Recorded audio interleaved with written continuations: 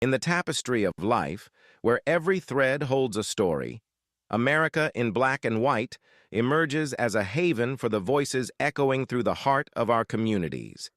In this podcast, we wade through the rivers of our collective experiences, celebrating the vibrant hues of change brought forth by the whispers of hope and the roars of action. It's more than just a conversation. It's a journey into the heart of our society, illuminated by the light of those daring to dream and do.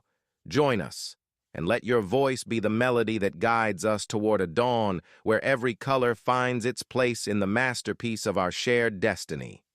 Together, let's paint a future brimming with the positives that dwell in our minds and the actions that shape our world. Good evening, ladies and gentlemen, and welcome to another episode of American Black and White. I'm your host, Charles King, and let's get this started. We're going to start our Black History reflection tonight with a reflection on A. Philip Randolph. A. Philip Randolph taught us that economic justice is a cornerstone of civil rights. As the architect of the Brotherhood of Sleeping Car Porters and a visionary behind the March on Washington, Randolph understood that dignity begins with opportunity, the opportunity to work, to earn, to build, and to rise. He believed that when people gain access to employment, financial literacy, and entrepreneurship, they gain the power to transform their families and communities for generations. Tonight, as we welcome Immanuel Ivey, a man who has spent more than 2 decades building pathways to economic mobility, workforce empowerment, and community restoration, we honor Randolph's legacy. Emmanuel's work stands firmly in that lineage, equipping people with the tools to rise, reclaim their futures, and rewrite their stories. Now, to jump into introducing our guests.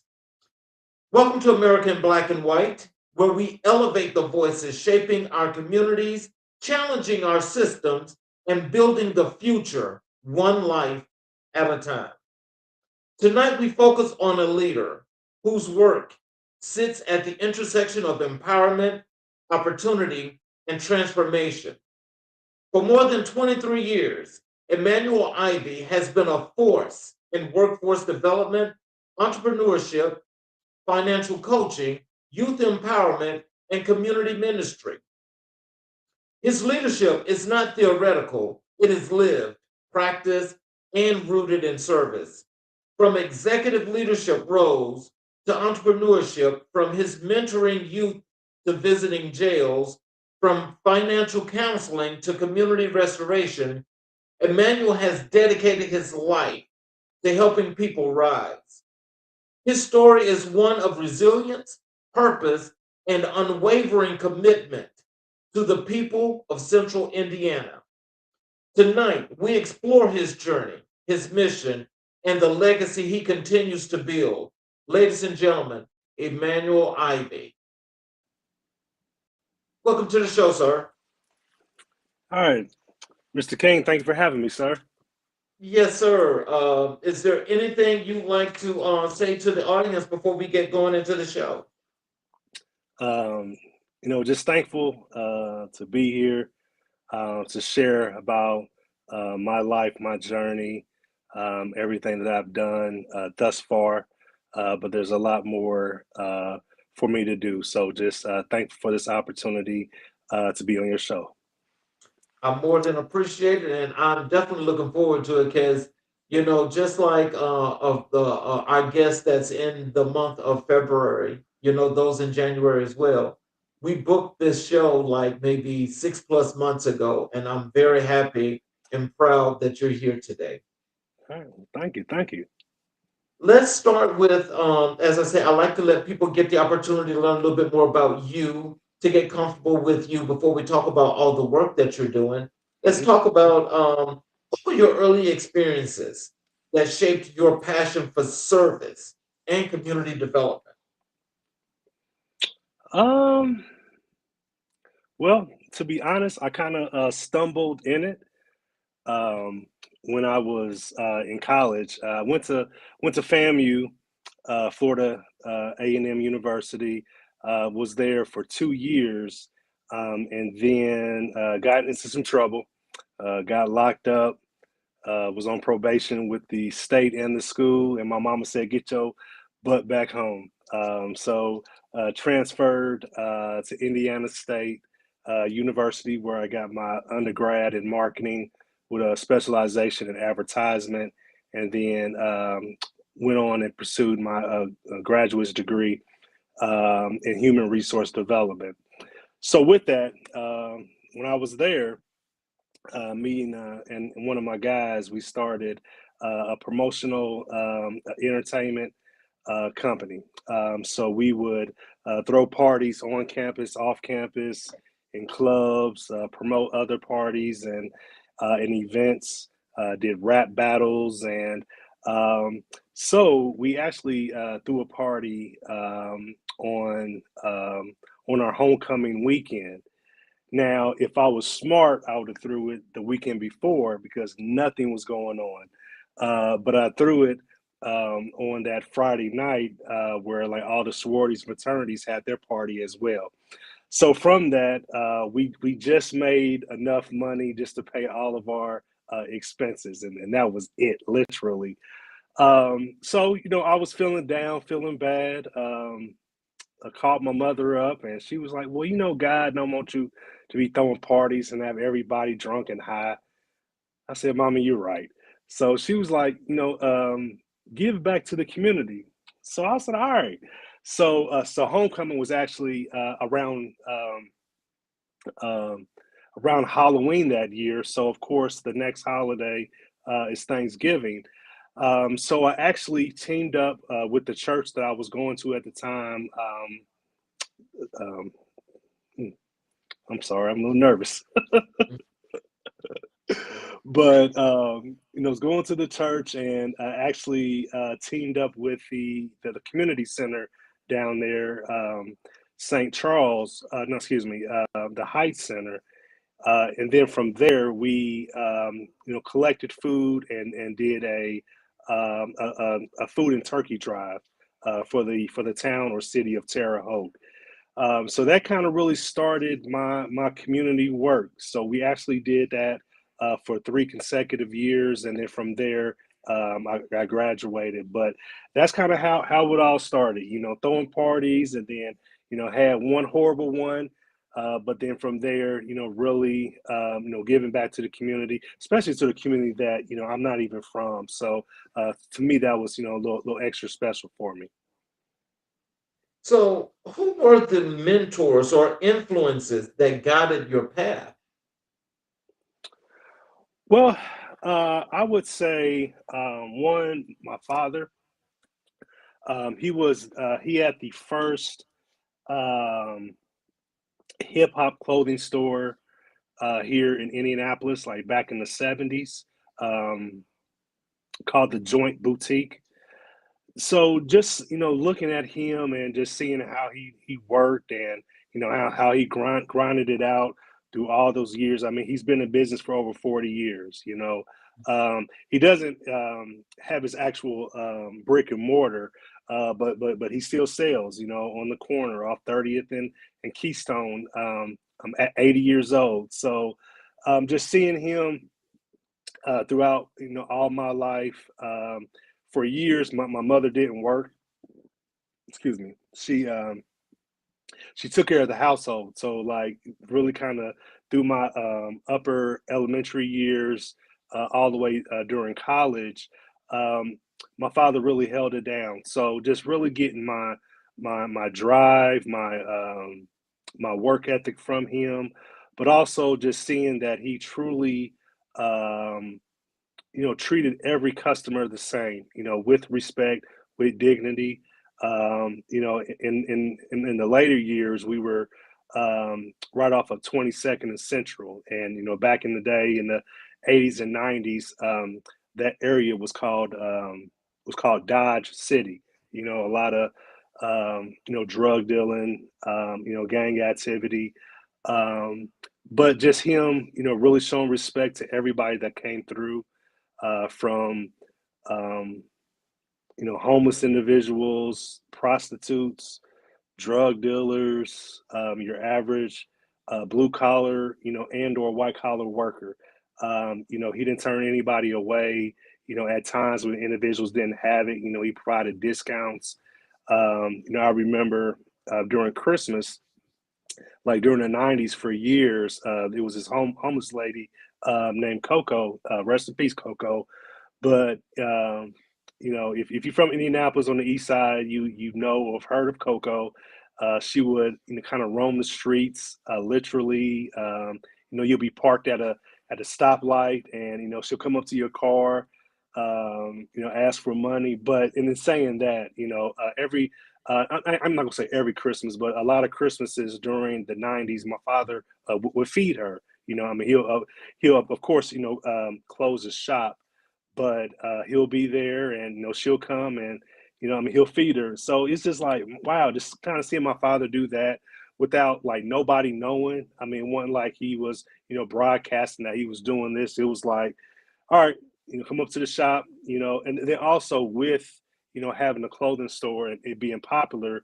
um like during Christmas time, like people would try to break in. So they'll, break windows. My father had bars on the windows, so they really couldn't get any merchandise or anything, but just the hassle of, having to board it up, and then, paying the extra expense to get it fixed. But just to see, every Christmas he would do that, just like, man, that really, stuck with me through all these years. And that was like 30 years ago. So, what did you learn or get from your father for the example that he set in the leadership, the structure, the business discipline, the ability to continue to raise and do his business throughout what could have been chaotic situations? What did you learn from that?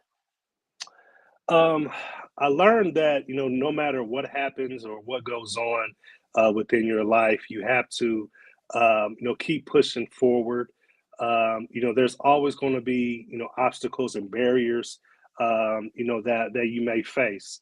And, with that, my father faced plenty of barriers. I mean, there were, times where, we did not have a Christmas, we didn't have gifts.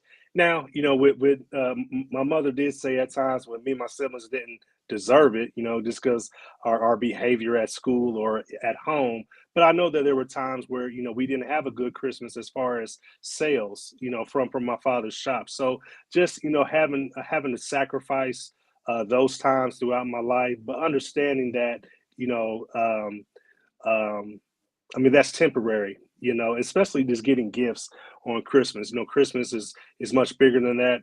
For me as a believer, that they, state that Christ was born or is a representation of that. But at the same time, just knowing the real reason for it, to love others, to give, rather than to receive. But really, ultimately, just sacrificing, his time, his labor, for the community, but also for our family. Mm. Well, we got there's a comment here in the chat. This is from Misha. She says, "Blessings to host and guests. Thank you for tuning in, Misha. Is there anything you'd like to say to the guests, to the audience? Is there anything you'd like to say to that?"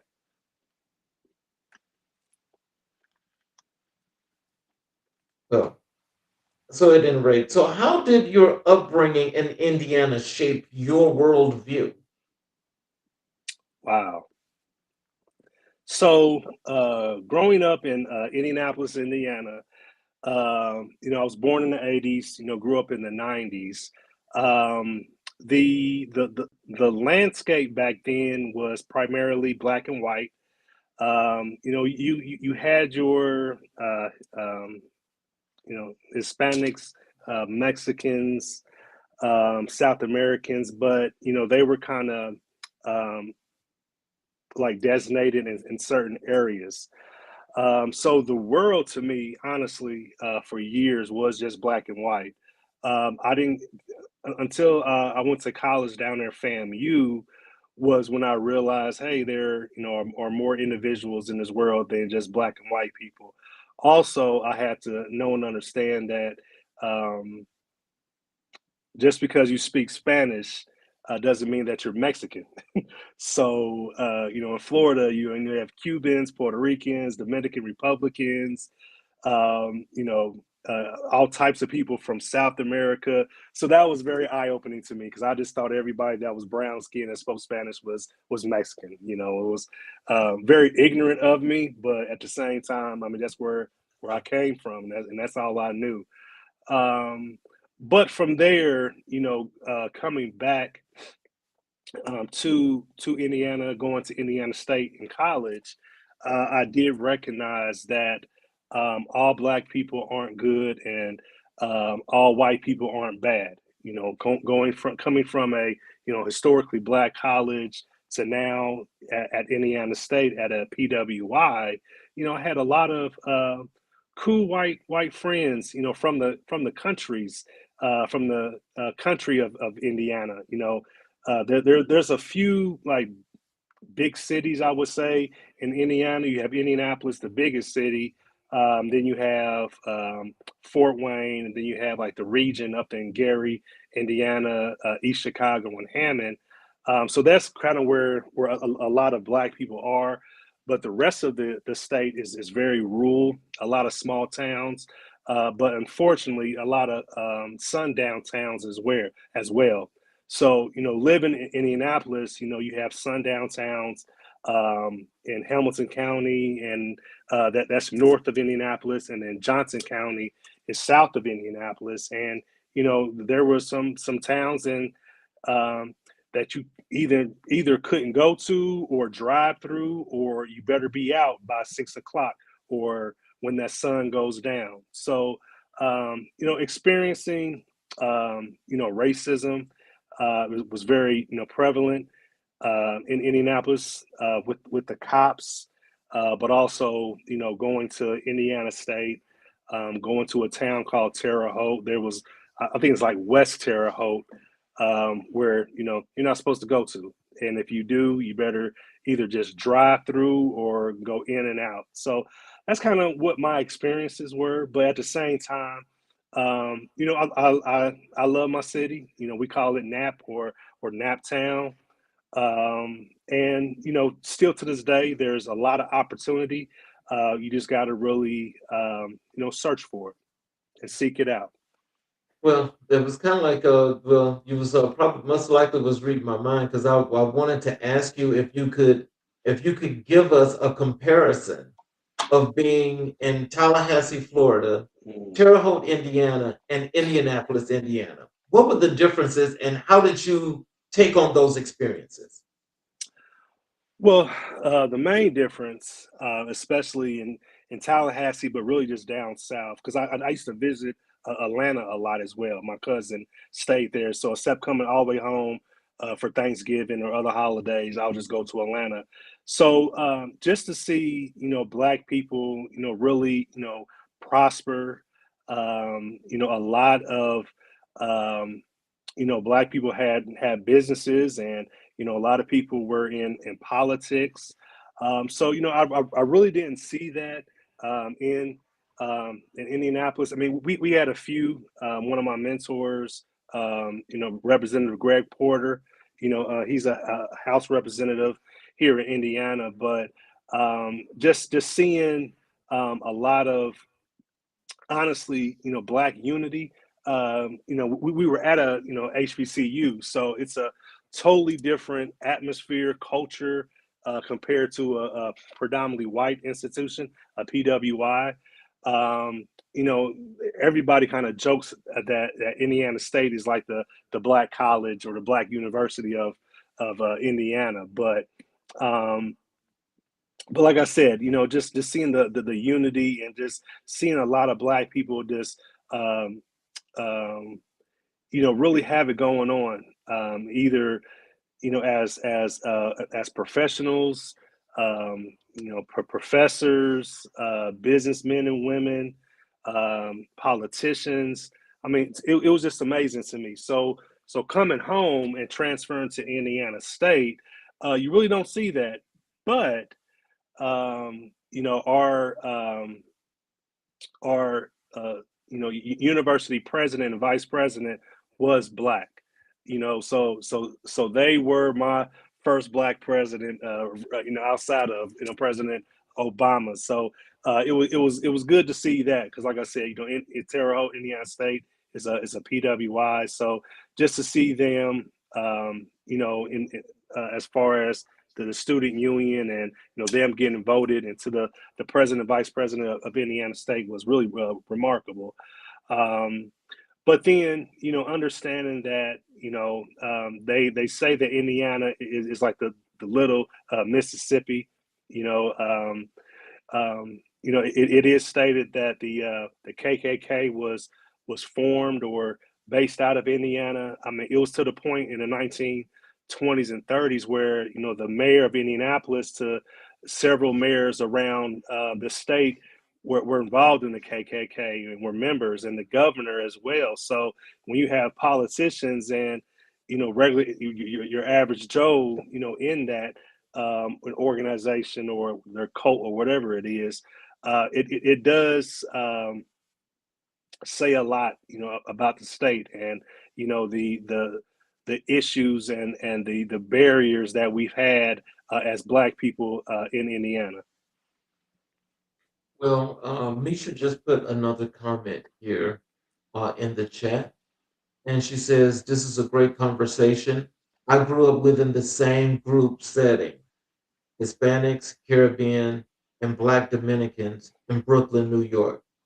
Can you speak to that experience?"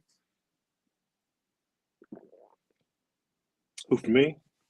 Yes. Can you speak to that experience? I mean, is that a little bit relative to the experience that you just explained and the differences of the three cities that I asked you to talk about just in? Yeah.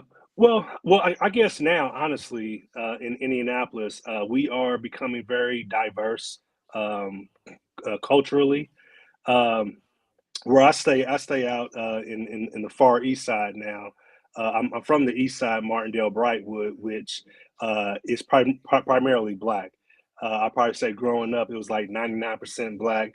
Now, now due to gentrification, it's about 85% black, and then we have other races now. But where I live at, in the far east side, we do have a lot of Mexicans, a lot of individuals from Central America, but also a lot of Haitians as well. When you get kind of to the west side of Indianapolis, that's where a lot of the Africans are, as far as Nigerians, individuals from Ghana, Senegal, Liberia. So the West Side is more, they have more of a diverse cultures over there, rather than kind of the East Side where we're at, which is primarily Black, White, Mexican, Central Americans. But so it is different now, you know, just the language barrier, at times the cultural barrier. You think somebody is one way or black or foundational Black American, but they're not, and it's like we look alike, but I mean we're miles apart, honestly. So, but I do understand kind of how it is up in New York. I do got a family in New York. One of my cousins is from Harlem. She stayed, right there by the Rutgers. So, I would go out there and visit her. And I had a few other cousins that used to live in New York, and I would come up and visit. So, I mean, I loved it going up there. Just to be around all those different races and cultures and things like that. So it's I'm not gonna say Indianapolis is anything close to New York, but as far as this the diversity of cultures now is very relevant in Indianapolis. So when did you first realize you were called to leadership? Man, um, To be honest, it was like in elementary. I was Okay. actually Miss Bolaños. She was our principal, and I guess we had like our after school like programs and activities, and I was selected. I had to been either first or second grade. Um, I was selected in that leadership program, which, I mean, as a child, I'm like, man, why I gotta be here? Like all my guys, they were playing basketball or playing outside on the playground, but I had to be in this after school program. So as a youngster, I didn't know and understand like why am I here? So I honestly didn't take advantage of it until I got a little older. But it was like second or third grade when my principal kind of recognized that I am a leader. Mm. What personal challenges help you define your purpose? Hmm. Well, honestly, I would say being a black man in America, um, very challenging. Growing up in Indianapolis, Indiana, um, you know, a lot of my a lot of my guys that I grew up in the hood, um, I would like to one just thank them because um, I'm from the hood, but I'm not from the streets. And it's Mm. a huge difference. Um, my guys, on 16th to Arsenal was in the streets, but they really, encouraged me, not to, sell drugs, not to, really get involved in the gang culture. Um, because I was in school. I played sports in high school. I was on varsity football and the varsity track. Played freshman and JV basketball. So they thought that I was going to the NFL or something. So they really, discouraged me to, do those activities that they were doing. They, just kind of told me to, stay in school. Don't act um, or be like us. So for them to do it and say that back then in the '90s, where the crack era, I mean, it was bumping, and everybody was doing it, and but to encourage me not to, but to kind of stay on that straight and narrow path, I give a lot to them, for doing that, because unfortunately, a lot of individuals who grow up in the hood don't have friends that encourage them to be positive, rather than, hey, let's do this, negative things and activities, to impress others, but also, just kind of how the environment was, unfortunately, back then. Mm. So let's transition over to your professional work in leadership. What does your role as executive director of Edna Martin CBDO LLC entail? Yes. So CBDO is an acronym for Community Based Development Organization. So with that, I oversee our affordable housing, community, and economic development for Martindale Brightwood, and that's the community that we're in. Um, Edna Martin CBDO is actually a subsidiary of Edna Martin Christian Center. So Edna Martin Christian Center is a full service, full full social service entity or organization. We have a child care 6 months through 5 years old. Then we have a youth programming from kindergarten through your senior in high school. Then you have your adult programming, which I used to oversee, which we have, trainings, reentry, entrepreneurship, workforce development, and education. And then we have our senior programming called Senior Angels for individuals 55 and up. So, in saying all of that, the subsidiary came out of what we call our quality life plan. So with our quality of life plan, there are 10 pillars. It's arts and culture, education, um, economic development, environmental justice, health and wellness, housing and infrastructure, neighborhood engagement, public safety, workforce development, and youth engagement. So we update our quality of life plan every 5 years. So the previous quality of life plan um, under the housing pillar, there was a need for affordable housing in Martindale Brightwood. Like I spoke about earlier, there was or there is a lot of gentrification coming from uh, the west side of Martindale Brightwood on the border, and it's moving east. So a lot of individuals who grew up there, which for me, I'm a I'm a third generation, and there's really four generations that were born and raised in Martindale Brightwood within my family. Individuals that I grew up with, their grandparents are, being priced out, and or can't pay um, their property taxes, or if they do pay their property taxes, they can't, fix their home up on small maintenance or repairs.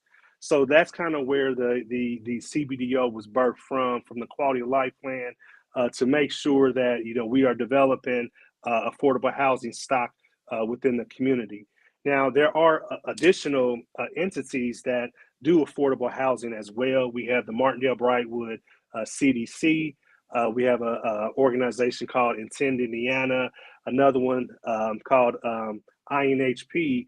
But even though that we have three additional entities that develop affordable housing within Martindale Brightwood, there's still a major need for it. So that's where I come in to help and develop that. So we currently develop we do full renovations and new builds as well.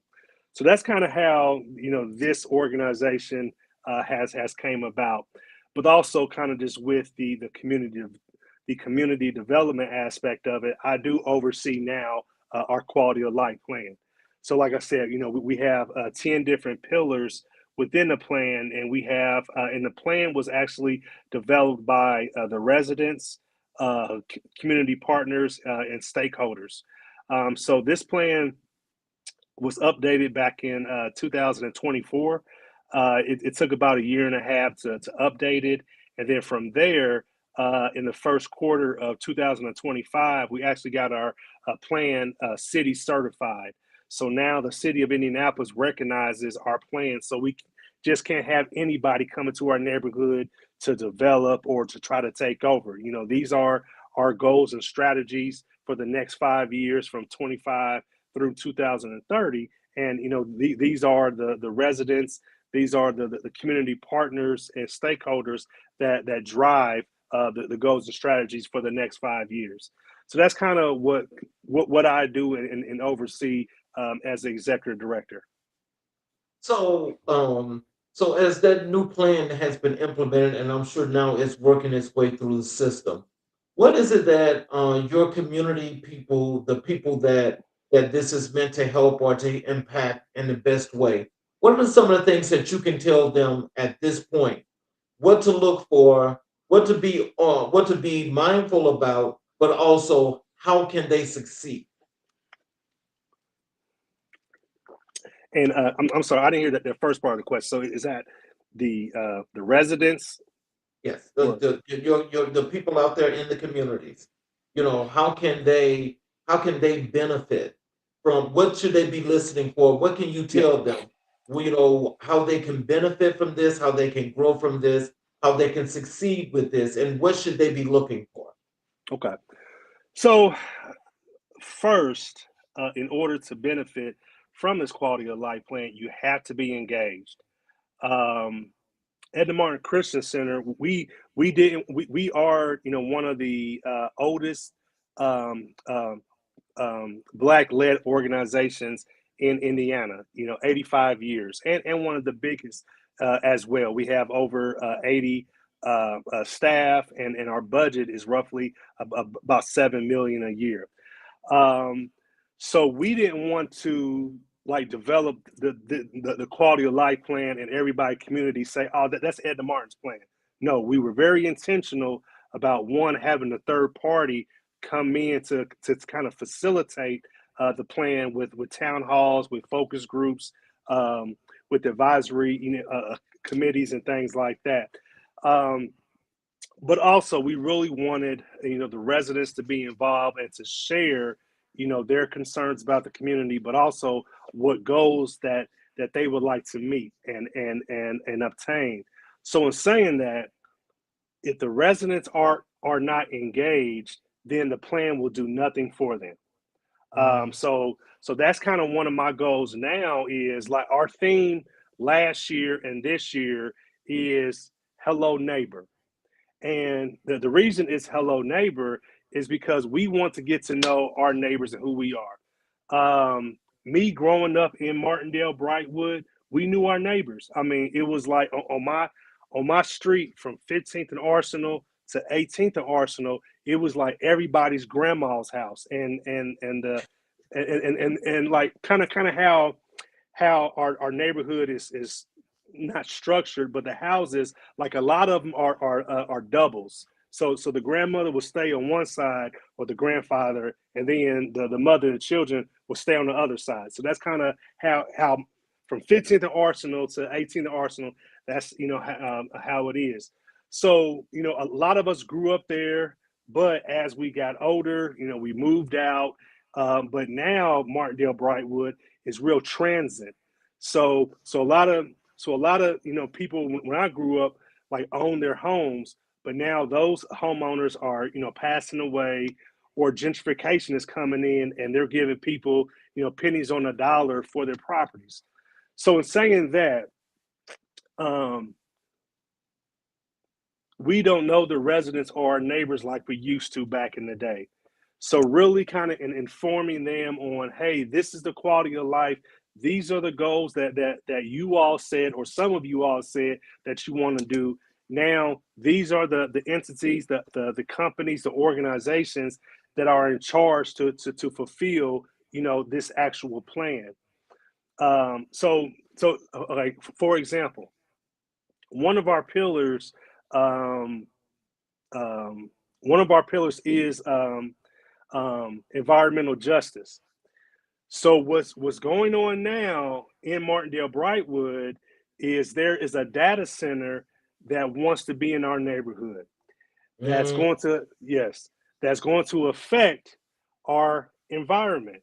So that is some injustice that we have within our neighborhood. The city did not think that we were going to organize and come together. We have organized and we have come together to dispute, and we do not want this data center here. It is going to affect our property taxes, they're going to increase. It's going to affect our electric bills. The site that they want to build it on is a brownfield, which is contaminated. Now, in Martindale Brightwood, back in the 60s, there was a lead plant that blew up. For 2 days, there was black smoke in the air for 2 days. Oh, That wow. smoke came down and affected a lot of people's soil. So they couldn't even, because back in the day, in the 50s, 60s, and 70s, they were growing their own food in their backyard. Yes, So sir. now you no, so now you have contaminated soil, which you're trying to grow food in, which now has caused cancer in people. I'm 44. There's so many people with cancer in their 30s and 40s and 50s now. Like, this isn't just a 60s and 70-year-old disease anymore. So Martindale. Okay, let me go back a little bit. So so so Martindale Brightwood was like the second oldest black neighborhood in Indianapolis. So everybody, all the blacks were either downtown and/or went to Martindale Brightwood, which is about 5 minutes from downtown. So there has, historically been redlining. We can't get loans. We got contaminated soil. We got contaminated lead paint. So now you want to come and bring this data center that nobody wants. So in saying all of that, we have rounded up the troops. We've gone to public hearings. We have, a website. We have a Facebook page. We've had public meetings, town halls. So, like, this is one example of a pillar, the environmental justice, in rounding up the troops, letting the residents be informed, but not just informed. Okay, these are the actions that we have to take to combat this data center coming through. Unfortunately, in the public hearing, the hearing examiner 2 weeks ago did approve it. So now we're going to appeal, and the appeal is actually next week. So we're still rounding up the troops. We're having our residents, our community partners, our stakeholders go down to the city council building at this public hearing and at this appeal to show that the neighborhood does not want this. The sad thing about it is our city councilman is for it. So he's not even listening to his constituents. So we feel that something's happening under the table, because how are you for this and you have a whole community that says we do not want this in? I mean, there's a township called Pike Township, which is like northwest. There's another township called Franklin Township, which is like southeast from Martindale Brightwood.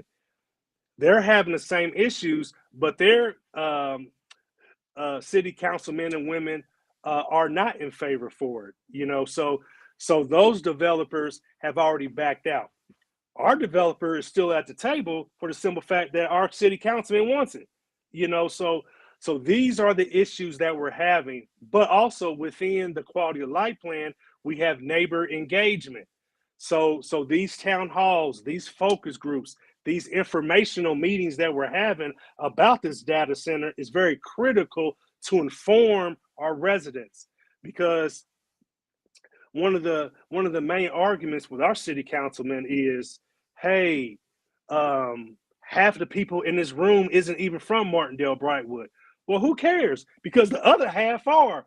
The other half that's not are our allies. These are the ones that down in Franklin Township, when they protested against that data center, they're helping us out with manpower, with additional information. So that's what it's all about on this quality of life plan. The other issue that I'm having as well is, okay, this data center just can't be the main focus.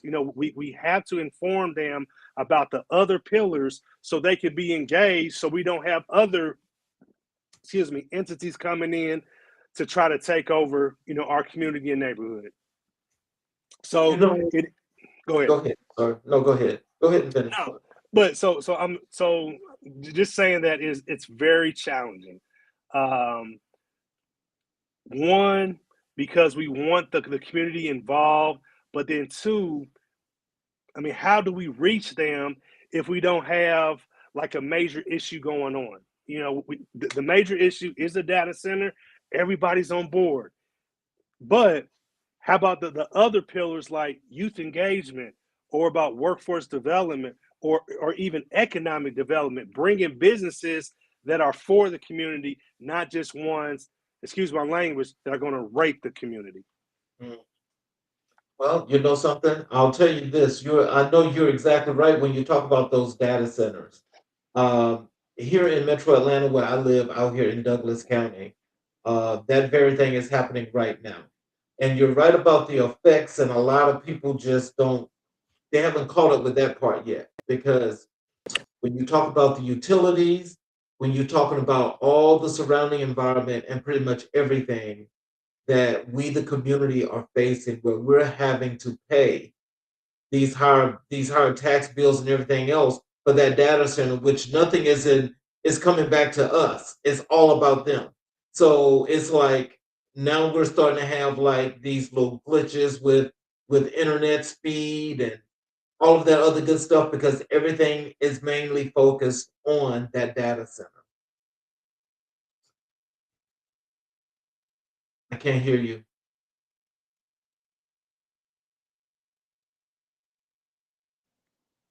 Okay, can you hear me now? Yeah. Okay. So even, with our power, it's 2026 and we still have power outages, on a frequent basis. So now you about to put this data center in our community.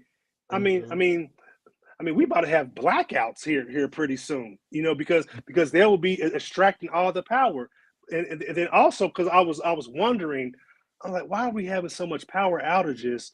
Well, with this gentrification also in our neighborhood, now instead of just having single family homes, which traditionally that was all Martindale Brightwood single family homes. So now we have, multi-family, mixed use. So now we got apartments everywhere. So instead of having, 100 people or 100 homes within the community, we have over 200-300 people in these apartment complexes, which is using more power. So it's like, man, so our power grid is isn't sustainable for the community that we have right now.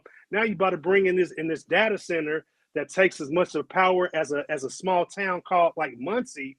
It's like, come on now. So um yeah, so these are, some of the critical issues that we're having, because we feel as a community, we were already redlined here. They also put I-70, the interstate, through Martindale Brightwood. So that Oh, so that wow. broke up, yeah. So that broke up the neighborhood. Then we got brownfields everywhere. Contaminated soil and properties where we got to get, them remediated, which is gonna cost us 10 to 30,000 a lot to even do that. So it's a lot, man. So, My can you goodness. tell us what are your biggest need? What are the biggest needs you see in workforce development today? Well, so I went to a conference in Phoenix back in 2017. Um, it was a joke. Well, it was like an inside joke. Everybody was talking about, called it the Doomsday Conference, which they talked about in 2030 that AI would take 85% of our jobs. Now, this is 2017 when I'm at this conference on workforce development.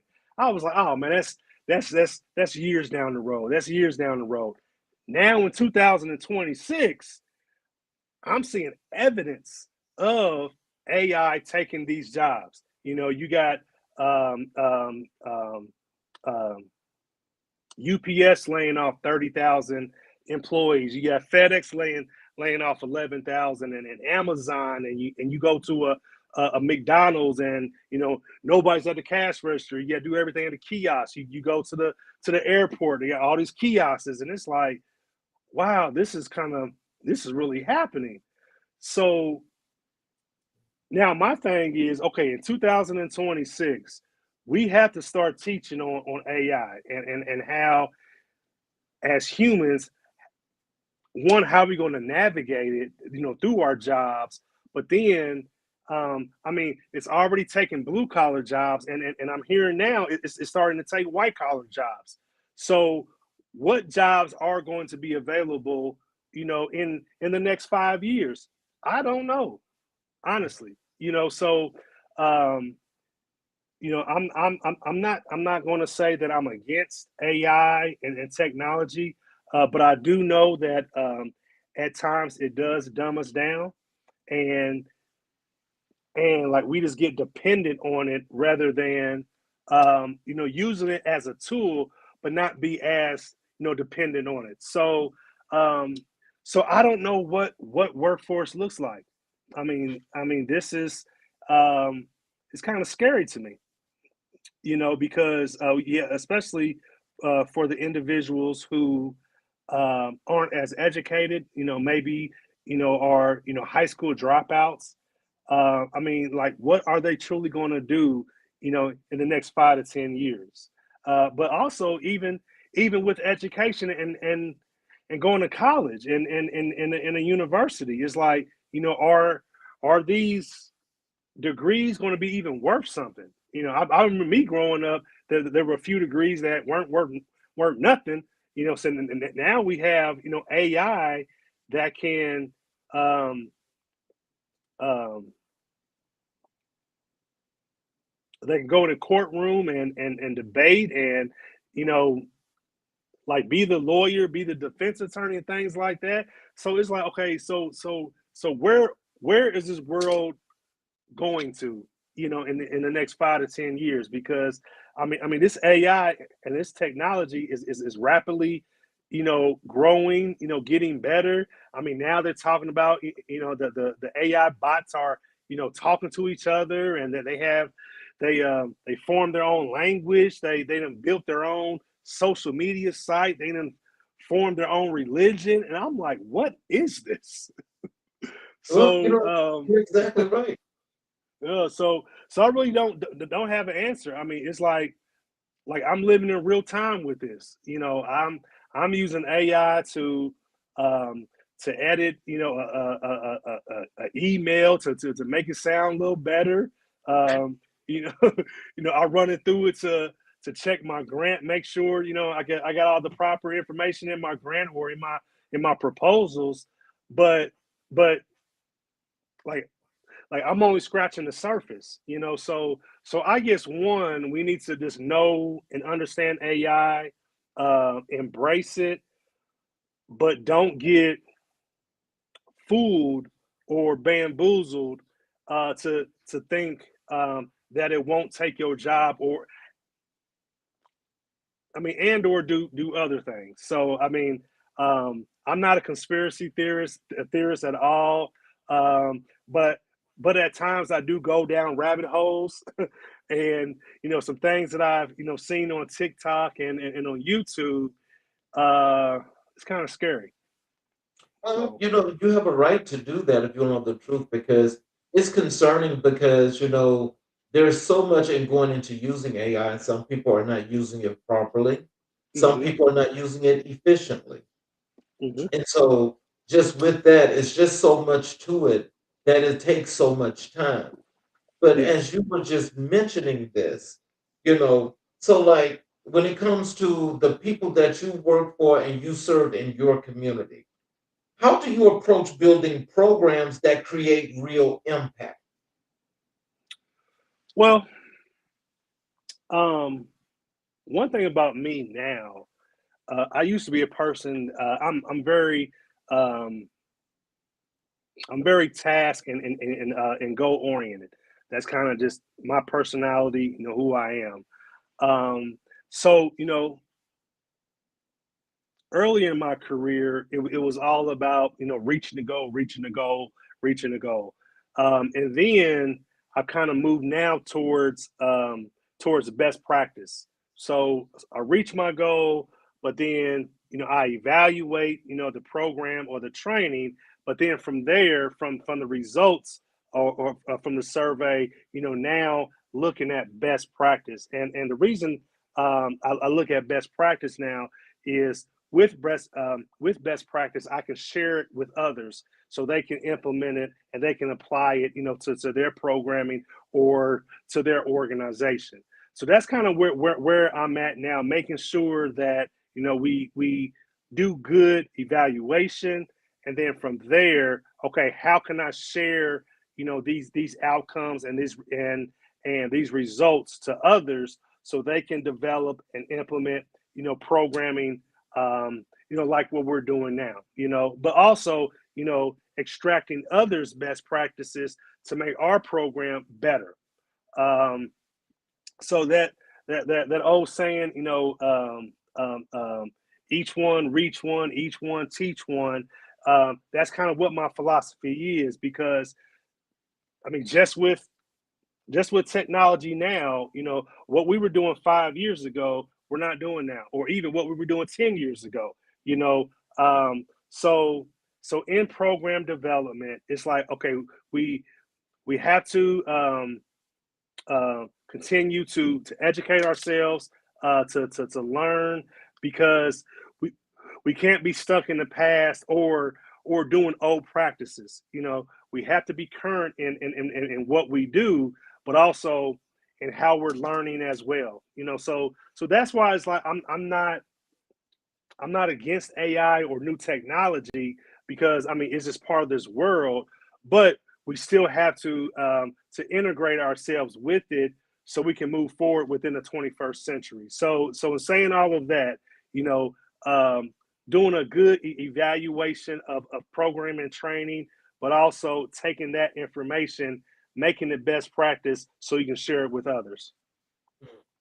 So, but again, just sticking a little bit more here with what you were talking about with the workforce development. Um, can you tell us what skills are most essential for individuals entering today's workforce?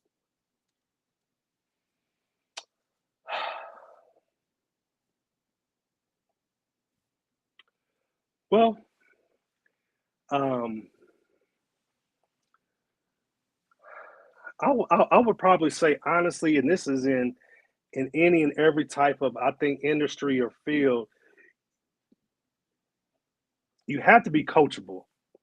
Hmm. Um, you you have to be willing to learn, to humble yourself. Even if you know a lot, you don't know everything. So being open minded. Um, I had um, a little analogy. Uh, way back in the day when I used to actually teach job training, um, and I would ask my class, um, is frying fries everywhere? And then everybody was like, yeah, all you gotta do is put the fries in and cook them, and you're done. But then I would ask them, I was like, are McDonald's fries the same as Wendy's? And then they'll be like, no. I said, okay. The Wendy's fries are thicker than McDonald's fries. So if you cook McDonald's fries the same way you would cook Wendy's fries, so those McDonald's fries will be burnt because they're thinner. So it doesn't take as long to cook them. And everybody was like, it was like a aha moment for everybody.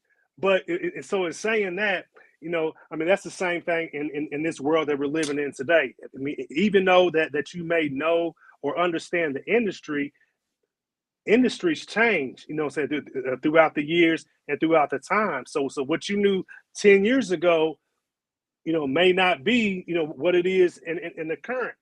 So that's why I say you have to be coachable, even though you may think you know everything, you don't. So be coachable, be open minded, but also, in what I'm dealing with now and working with different organizations, entities, and things like that. Um, you cannot be a dictator. You have to be um, um, collaborative. You have to want to work with others in the nonprofit world now, especially in Indiana. I don't know, well, in Indianapolis, um, like we have our funders that we get, that we provide grants to get funding. Now our funders and foundations are going after the same grants. You Mhm. know, so that pot of money that we would get, 10, 20 years ago, we're getting, one third of it now, or one fourth, or even one fifth of it, you know. So we can't sustain like that as an organization. So, So now we have to look at, okay, who's out there either doing the same work or doing different work where we can partner with, except for us trying to do everything now. So that's kind of how the landscape is. So it's saying, and taking it back to the workforce,